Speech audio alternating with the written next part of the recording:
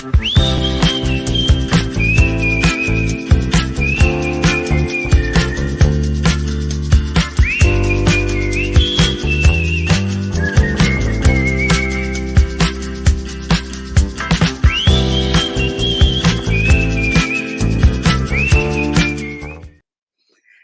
everyone. Welcome, and thank you for joining virtual programming from the Kent District Library. I'm Diane from the Programming Department, and I'm really excited to be sharing with you a series of videos created by the Library of Michigan for the 2021 Michigan Notable Book Award winners.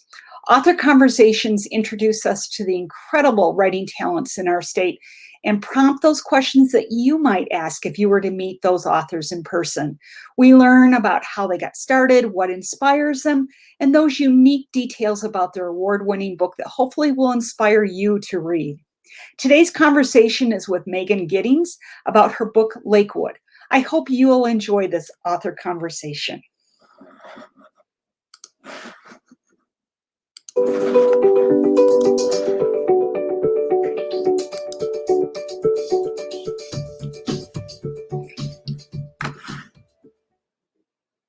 Good morning, everyone. This is Tim Gleisner, Head of Collections at the Library of Michigan, speaking today with Megan Giddings, author of the book Lakewood, winner of the 2021 Michigan Notable Books Award. Megan, how are you today? I'm doing well. How are you doing? I'm doing quite well. Thank you for calling in today, and thank you for being with me here today. And as I ask every author, Megan, I'm wondering if you could give a little background on yourself, how you became a writer, and what brought you to this point of writing the book Lakewood. So, like a general background myself is I'm originally from Owasso, Michigan, which is between Lansing and Flint. Although I don't feel like I have to tell people from Michigan that as much, but it's kind of a reflex now living out of the state. And for a long time, I would say that I was a very voracious reader, where most of my memories of like my summers are spent going to like the Owasso Public Library and participating. They had like a reading challenge where you would take out books and then you would go in and you would report to a librarian about like the plot and what you thought about it. And it made me, when I think about like my writing life now, I think a lot about how like being able to read a book as a child and then being able to say like, this is what it was about, this is what I liked about it, and having someone just listen to all of my thoughts about books. I mean, ostensibly it was to get tickets for the carnival or to get like prizes, but it's still, it made reading serious to me, and that's what you really need as a writer, is to first be a serious reader. And then once I started thinking about how books were made through those conversations, I started wanting to write my own book. I at first really wanted to be a poet, and I went to the University of Michigan and majored in creative writing, and the majority of my studies were in poetry. But after I graduated, I wish I'd figured this out like while I was there, but I realized more and more I was interested in narrative and characters. And so I kind of had to start doing my own learning on my own of, again, like intensively reading and borrowing from the libraries. I was lucky enough to still be able to borrow from, it's Hatcher Library from the University of Michigan. Yeah, and I was able to borrow from there too because I was employee for a couple years afterwards. And I would just kind of intensively read. Like I read my way through all of Alice Munro's story collections to learn how to write a short story because I wanted that in-depth learning that I felt like I needed. And then eventually I was like, okay, I'm really serious about this. And I went and got my MFA at Indiana University. And I started Lakewood there, where I was in a novel writing class. And it's like the most like boring answer in some ways, but part of it was like I had to produce. I had to write about 90 pages in a semester. Wow. And now I'm really grateful for that, because even though a lot of those pages were bad, I mean, 90 pages in 4 months are always going to be bad, at least for me. There are some people who can write a novel in 6 weeks, but not me.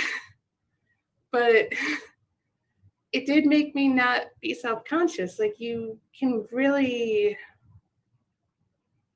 get in your own head. Writing is so much a psychological game, But knowing that you have to produce a set amount of work in a set amount of time or not get your A in graduate school, it made me really push myself. And then from there, I couldn't let go of the idea. I kept writing it in my free time and I kept pushing it. Wow. So I got to ask you a couple of questions. And so when you were a kid, what were you reading? Do you remember any books particular, any series or anything like that? I remember reading Roll of Thunder, Hear My Cry, which I did not understand, but I was really excited about it. And I mean, like as a really small child, it was the Frog and Toad series because we had all of them at the library and moving through them. And I had an aunt give me her old Trixie Bellin books that were like the original from the 60s. Right. And I really liked mysteries for a while. And then a librarian recommended Judy Blume to me. And it kind of just opened my world into like inner lives of people. When I think about reading those books as a friend who was not afraid to tell you things because they'd be worried that you tell people at school. Judy Blume has the people who just tell you everything. Sure.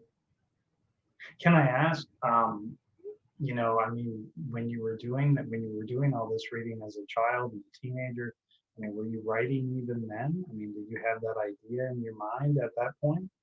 Yeah, I was writing. We also lived in a very rural area of Owasso. It's between Owasso and Corona, and our house was really far back. And when you can't drive as a teen, especially a young teen, Right. you spend your nights writing if you're not with your friends. At least that was what I did. I would stay up late writing. I would read a lot. And I remember checking out the E. Cummings collected poems because I liked how they looked on the page. I was Sure. really excited to see that writing could be not just left and right, but everywhere. So a lot of my early writing was bad E. Cummings imitations. I wrote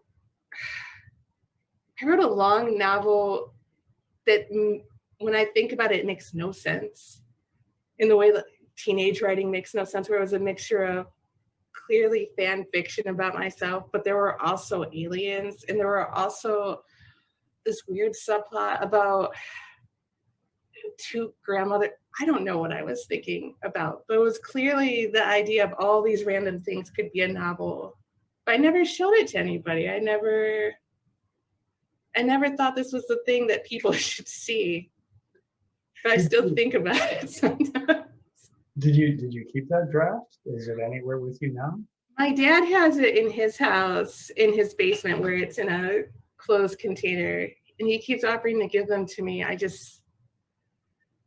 don't know. It's a psychological thing where someday I'm going to want to look at them, but right now I feel like I need to be a little more tender to my old self to look at them before I can just even have them in my basement. Sure. Now, like you, I was a former library employee in college as well, and I remember many nights reading on the job. Maybe I wasn't supposed to, but I'm just wondering, like, what was that jump? I mean, like, what was propelling you from poetry to narrative fiction? What pushed you over? I mean, like, what was? Because I mean, you studied for poetry, everything else. I think on a basic level, I had hit like a level of complacency with my writing where I was reading things to put together an honors thesis. And I don't entirely understand how I was this insightful at 22 because I was not insightful about many things at 22. But I realized that the majority of the things I was writing, they were all essentially the same poem. I was saying the same thing over and over again. And sometimes that can be a good thing for a writer to be able to say the same thing well. But for me, I was like, I'm serious about writing. I need something, and it just pushed me toward fiction. And I'm really envious of people who are poets who can write many things and do many things with it. But for whatever reason in the form, I couldn't push myself the way I needed to feel like I could have a career. I couldn't give myself the freedom to say many things. And I don't know why. It just, So, question I ask everyone, why do you write? I mean, you've been writing since you were a child, you're an adult now, you've made a career of it. But what propels you? What compels you to write? some of it is I love it. Even when it's bad, I love doing it. It's the excitement of that you have a combination sometimes when you write of confidence and also self-doubt, and the ability for me to push through that and not feel too good about myself or too bad. It's still really gratifying to me. And I love making up new worlds and thinking about people. And some of it's been a real escape. Like I finished most of my second book during, well, the pandemic is still happening, but during last year and some of this year, and to be able to go somewhere else and think deeply about life. And most of the time when I was thinking deeply about life, it was through the news for the past year and a half, and it would just make me miserable or very cynical. So to have a project where I could try to think about life in a more complicated and nuanced way rather than everything's on fire, we're in trouble. It really helped. It was a solace. Okay. I'm So grateful. did Lakewood, I mean, you were studying short stories and everything else. Did Lakewood start as a short story? It didn't. It was always a novel. And some was motivated because I was in a novel writing class. And some, I knew pretty quickly that I wanted to think deeply about grief and also the things that sometimes people who are systemically just oppressed have to do in a country that does not give us much of a cushion. Mhm. And I think that Lakewood, while it is a book about race, when I was writing it, and I knew it would always be a book about race because when you're a Black writer, most of the time people say this is a book about race. And I also think every American book is about race, so I'm not pushing it, even by white writers. As long as you're an American, you're in some way writing about race in this country because it's tied in the fabric of everything. But I really wanted to think deeply about how there's not a lot of kindness in the way we live our lives, especially when I think about the healthcare system, where I had a family member he wasn't actually sick, but he was diagnosed as having a life-threatening illness. And we had insurance, but insurance meant that we just could afford things and then still use all of our savings. And we essentially spent some months just finding out he wasn't as sick as a doctor had initially diagnosed him as, and spending all of our savings and asking ourselves, like, how can we afford this? What can we do in case this is actually happening? Mm. And I'm still really angry about the experience because if the worst had actually been true, I wouldn't have had the space to actually say goodbye or enjoy this amount of time with this person I love very much. It was about finances. It was about how do we just keep this going? And it's been on my mind a lot because I mean, you've probably read like a lot of the news about people who get diagnosed with COVID and get hooked on the ventilator. And then one of the last things they ask is how am I going to pay for this? Mm. And I can't think of any more undignified way to die than having to be like, and how much is this going to cost, rather than being able to say goodbye or I love you and not feel like you're a burden on your way out because you know all the people you love are going to spend the rest of their lives paying for your care. And I'm sorry. it really drove a lot of what Lakewood is about to me because Lena, the main character, she's figuring out how to just fix her family that's left, not actually mourn her grandmother's loss. She's not really able to say goodbye because she's consistently in survival mode. So can I ask, how did you take all those strands from our society and and I'm not trying to minimize it in any way, but digest it into Lakewood, because those are some heavy topics: race, healthcare, inequities. I mean, I have to imagine, as you said before, 90 pages, not the editing process. I mean, like how does a writer like yourself really bring that all into a manageable narrative? Because those are huge topics, which each unto itself would, garner a book unto themselves. I'm sorry if that's not making sense. No, it makes complete sense to me. And for me, it's always about thinking about the person, the heart of it, where I think it's really easy sometimes to compartmentalize all the things a person experiences in their life. Sure. But the more a person becomes real to you, and the more you think about the number of people who are going through really hard things, but they're still able to do this thing and that thing and have emotional generosity to the people in their lives and work really hard to keep everything just threaded together. And that really influenced the way I approached the book, where Lena always had to be first. And if she was the lens that all of these things came through, then the book could work. And if she wasn't a strong enough character to me or able to talk to readers on the page, then I knew the book would fail. So tell me, how did you get the idea for this book? What was like your inspiration originally?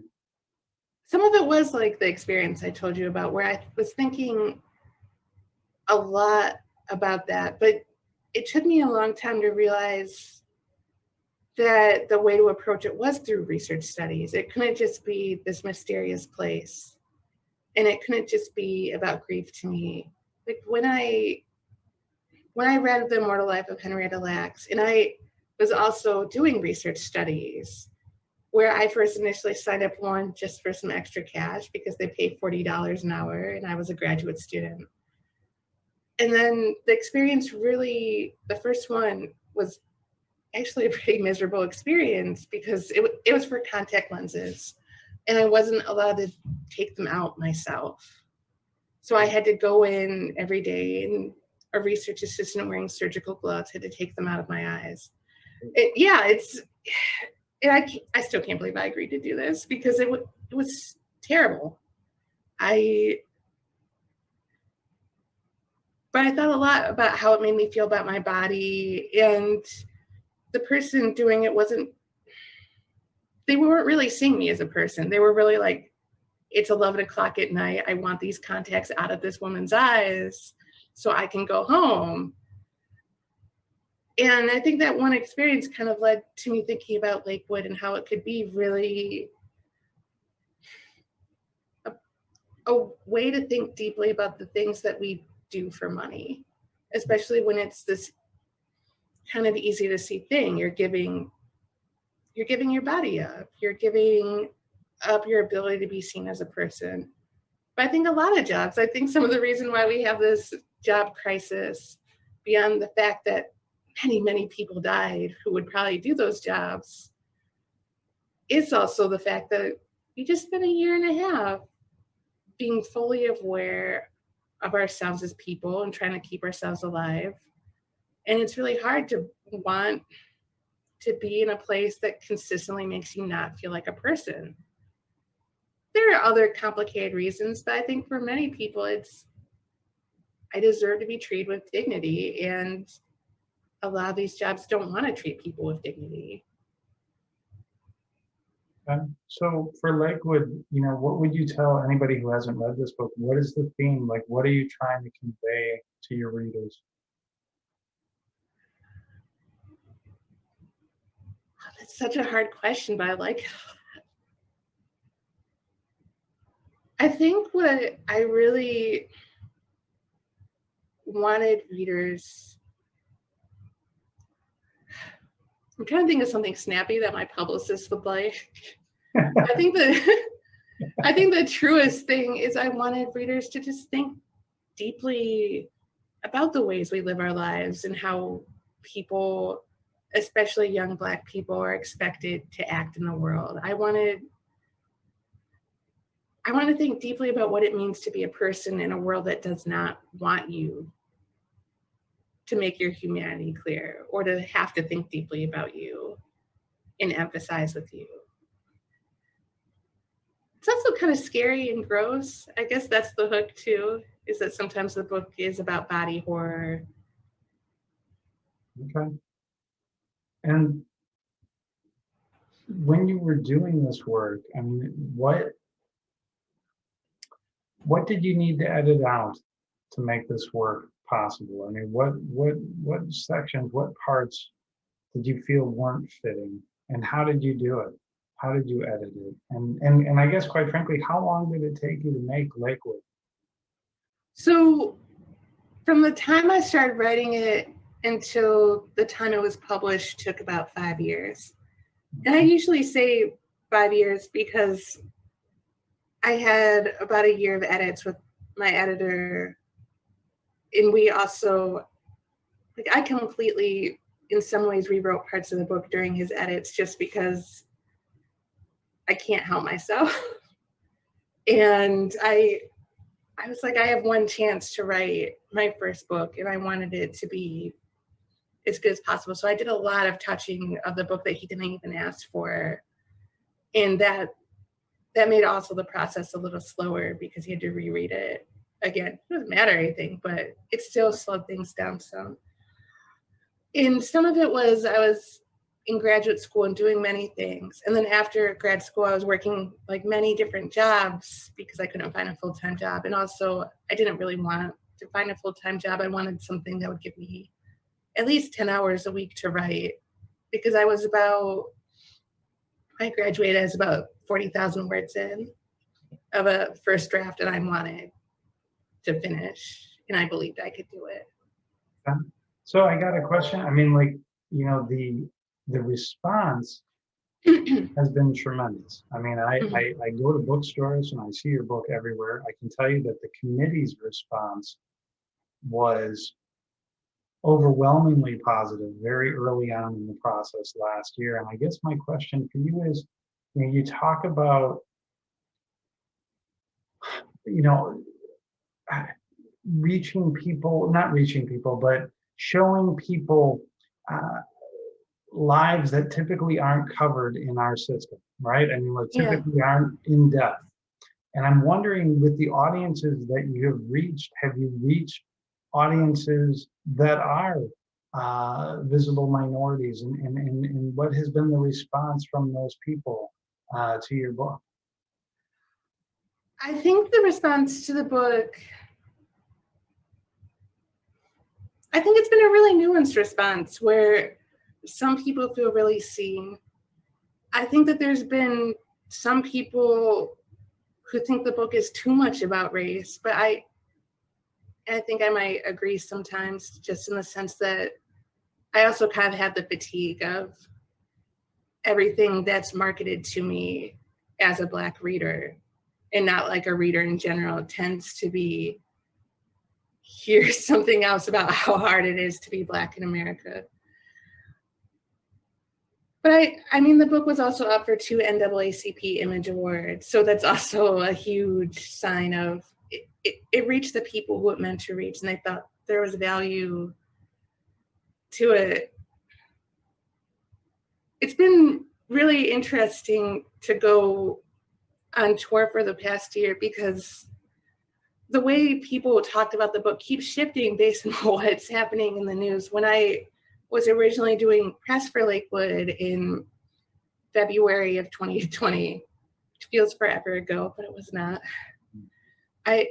Most of the questions the interviewers wanted to talk about were about race. They wanted to talk about the history of experimentation on predominantly Black communities in the United States. And I had done a lot of research on that and read a lot of old CIA files and things like that. So it was easy to talk about. But when COVID hit, a lot of the conversations did become more about healthcare systems. It became about the ways that we use money, like having Black readers, that they correctly identify, like there's this phenomenon that sometimes we call black tax, where if you get any hint of money, you help your family. Okay. Although I think many communities also have that same thing, but especially my Asian friends who also, yeah, you give money to your family. But it kept shifting. And then when George Floyd was murdered, it became again about race. In some ways, that was the hardest time for me to talk about this book, because I felt like a lot of people, they wanted me to be able to comfort them. I'd written a whole book about race. I'd spent the time to like think deeply about being Black in predominantly white spaces. It was how I grew up. It's really shaped a lot of my outlook on life, for better and for worse. But I couldn't really give anyone comfort. There's not a lot of comfort you can give when you're horrified yourself to see everything that is kind of subtext in this country, or the subtext people. I mean, now we're in a time where people, they don't want to hear it. We have all this talk about critical race theory, which doesn't really say anything other than I don't want to hear it, or I don't want to have a deep conversation sometimes. And it's kind of impossible to comfort people in this climate, because we're in the middle of so many things that we kind of just have to pull forward. It's hard and uncomfortable, but it's also like that intimacy. If you're not willing to have the difficult conversation or to have the fight sometimes, you're always going to be adrift from each other. You're never going to be a community or together unless you can talk to each other through the difficult things and listen. I'm sorry. Go ahead. No, I just wanted to ask, when you were writing Lakewood, I mean, were you hoping that people would have these deep discussions with your work? Did you hope that people would grapple with these themes? Sometimes, like, it feels really pretentious to think about, I'm going to make this work and you're going to talk about it, and hopefully it happens. And like at the Bears level, I was hoping people would just read it even if they didn't like it. But it's been one of the most meaningful things in my entire life to be able to go to these spaces and have people want to talk deeply and think deeply, and to engage with me and to engage with the book. I never imagined that, especially with my first book, that people would read it as much as they have, that they would connect to it. It was kind of it felt like a really little book. Like, a lot of my friends were selling their books for a lot of money and with big deals. And I sold Lakewood for a very small amount of money in the big scheme of publishing. I just didn't expect that it would happen like this. So can I ask, I got to round back because I'm a librarian and archivist. We talked about the research, and I'm fascinated. What kind of research, how much did you have to research for this book, and what did you research? So I did a lot of research on research studies in general, and some of that was experiential, where I did for years go to research and become a research study subject. And I made friends with the doctors. Like, new doctors took over the eye care clinic that I went to a lot. And I told them I was writing a book, and they let me interview them and ask questions and talk through, like, how do you do this in an ethical way? What are the concerns? What are you taught about? What do you think about? Because I needed to learn how to do it the right way so I can make it completely wrong in the book. I read old CIA files, many of them that got dumped and released around, I want to say 2016, maybe it was 2017. That showed like a lot of redactions, but reading just about the research studies that the US government has done on Americans, like there's one Operation Sea Spray that I don't know why I find it so funny, but it was in San Francisco, where the majority of the population didn't know they were even being tested. And it was to test chemical warfare, and how if there was like a chemical drop on San Francisco or near it, what would happen, and they use this bacteria. And the average person, especially if they were housed, would feel no effects. But one of the reasons why it came to light is that the city's homeless population, when they were exposed to this bacteria, they got a lot of UTIs and other infections because they got a big dose of it. And I mean, that's awful. But the idea that in the 70s and 60s, the government was doing this, and now it's kind of just like, oh yeah, they did it. There's something really hilarious to me about the fact that it's just like, oh yeah, shrug, not like, whoa, this is bananas.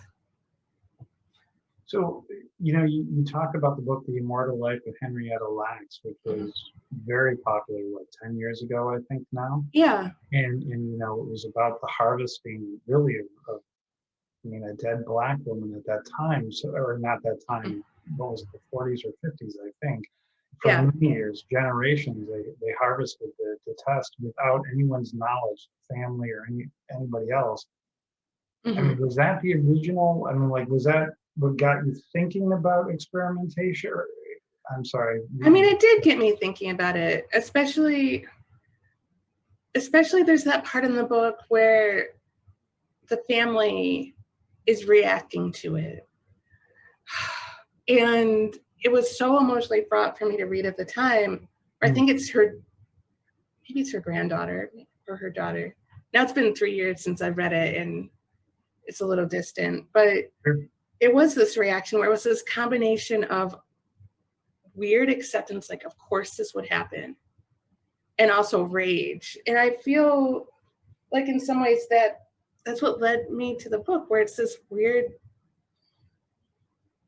I can't think of anything that feels more American in general sometimes, that all of us, race, class, where sometimes something very wild happens that we learn about, and we're both so deeply not surprised by it.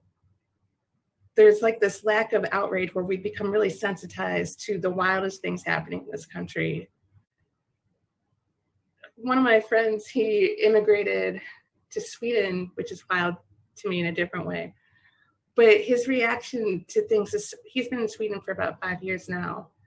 And then that's about the amount of time where it takes to realize how different you live a life when, depending on the country you live in. Like, I tell him things about here where he was following along through like the last election, or like we were reading about the news in Michigan last year, and how everything it seemed to be happening at once at one point. And he was like, life isn't like that here. We get outraged, like they get outraged about the idea of landlords hiking up the minimum price. And we don't have the reserves for that. Life is fast here, and many things happen all the time. Like that. Let me ask you, so with your next book, you said you're coming near to the completion of that next book.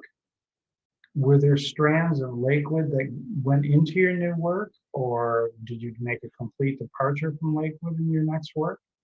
I did completely leave Lakewood, where it comes out next year, and it's about a young Black woman who lives in a world that's mostly like our own, except for the fact that witches are real, and that women are heavily monitored for witchcraft.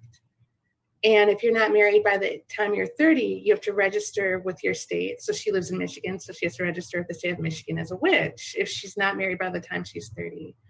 And doing that means she has to forfeit money. She has to forfeit the ability to live in a regular life because there's no man to take care of her or to vouch that she's not a witch. She needs a guardian.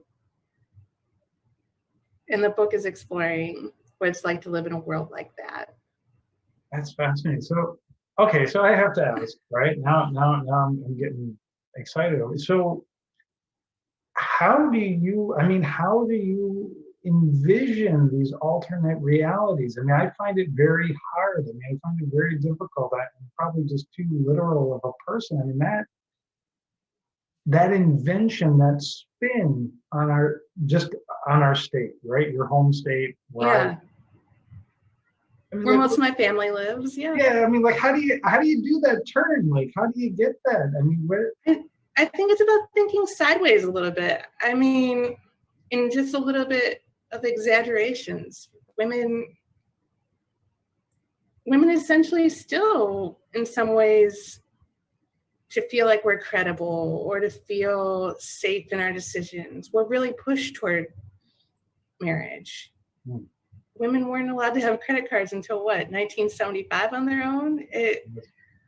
Our healthcare is still consistently regulated. It's sometimes, for me, it's easier to think about that sideways step, that twist, so I can think about the things that I really want to think about. Like, it gives me, I think, like a quilt, so I feel safe to think deeply about, what do I feel about this? I mean, I'm married and I like being married, but it's still kind of fraught for me, and sometimes, because so much of, like, my insurance is my husband's insurance. I feel like people take me more seriously when they see I have a wedding ring. Hmm. So, not to push too far ahead, I mean, this next book, I'm sure Lakewood was definitely a debate or a negotiation between you and your publicist and publisher. How do you,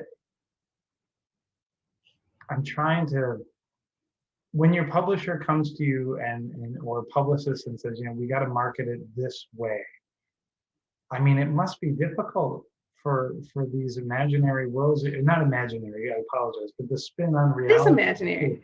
But I mean, like, I gotta imagine, like, these guys are running a business and here you are, the artist, because that's what you are. Yeah. I mean, it starts before them even. It starts with my agent, because he has to market the book to sell it. Okay. And he has the hardest time with my books, because he has to find a way. It's easy to pitch it over the phone, and he does do like the traditional phone pitch before he sends on the email pitch as well. But he still has a really hard time over email trying to figure out the way so that they can take it to the marketing group and say, we should buy this book. How do you classify this? And it's one of those things where Lakewood was sold as literary fiction. This next book was sold as literary fiction as well. But we saw through the lifespan of Lakewood, we saw it classified as horror. We saw it classified as science fiction. We've seen it as speculative. We've seen it as all these different genres. And I think it's one of the reasons why Lakewood has reached so many people, is because so many people can say it's this thing, even though it's slippery. It's not any of those things, and it is those things. And the next book is going to be the same way. It sometimes gives me a lot of anxiety about how the book is going to be perceived, because I'm not a traditional horror writer. I'm not a traditional science fiction writer. I guess maybe the closest I am is maybe speculative, because it does have that step away from reality that I like so much. So you said you had worries about how it was received or how it's going to be received. Has there been an instance where you had, somebody in an audience somewhere not receive it the way you were intending, and you cringed a bit, or I mean, always, and especially what happens a lot lately is that on social media, there's like that burgeoning industry of people who want to review books, Bookstagram or Book Twitter, which, I mean, on the one hand, it's like this really positive thing, like people are reading. Right. And somehow reading gives them clout, which I've never experienced a situation where, people are like, oh, you read this book? That's so cool. And so that's really exciting. But it is really frustrating to have people try to tag you or want you to see a negative review of your work and think that that is the way to do it. I try really hard not to read reviews. And it's not to say I don't want that conversation, but it's to say, I think a lot of people forget that there's a person who made this thing, who has to keep writing things. And I didn't write it specifically for you. It's not a thing where I have to see it. I really appreciate someone taking the time to read and think deeply about a book, but I don't need to see this book would have been better as a movie. Like, that's the height of your criticism. I don't really need to see it. It's not going to encourage me to do anything differently. It's just going to make me know that I somehow upset you and you want me to know it. Well, I can tell you, I mean, there are a lot of people who hope you don't do it differently. So I applaud you in your integrity in that way. So that's fantastic. Let me ask, speaking of reviews, when you heard you were a Michigan Notable Book winner, what was your response? How did you? I was pretty shocked. Like, I'm actually pretty nervous about doing this interview because this means a lot to me. So much of my life was spent going to libraries and learning about reading and writing. Like, the library was my favorite place to go when I was growing up. I'd get so excited when my dad would be like, "It's a library day." And to be recognized by the state of Michigan too, like, I've lived in Indiana for the past 7 years, but I still feel like I'm a Michigander. Sure. I can't really imagine writing. I don't understand Indiana, but I feel like I do understand Michigan. And I want to keep writing about Michigan. It's one of the few states I can think of where it captures everything about life in America in some ways, where you can live in the past or the future, depending on just your home county. You can drive if you drive the Upper Peninsula, it feels like the past. And I don't mean that in a bad way, but it does. Just everything looks different except for the fact people have iPhones. And I mean, the subtext of this country, it's text in Michigan. You go to Detroit and you see this country, for better and for worse. It's all straightforward. We see it in Michigan. It's why Michigan's so exciting to me, because you see everything. So I mean, like, I think you just like described Michigan the best way I've ever heard it. And I'm not even from here originally. I'm from Wisconsin. I tell people all the time, the diversity in this state of Michigan is incredible. I mean, like, it encompasses all strands, all walks of life, all inequities. I mean, everything you can imagine is here in this state. Yeah. And if you're not here, you don't get it.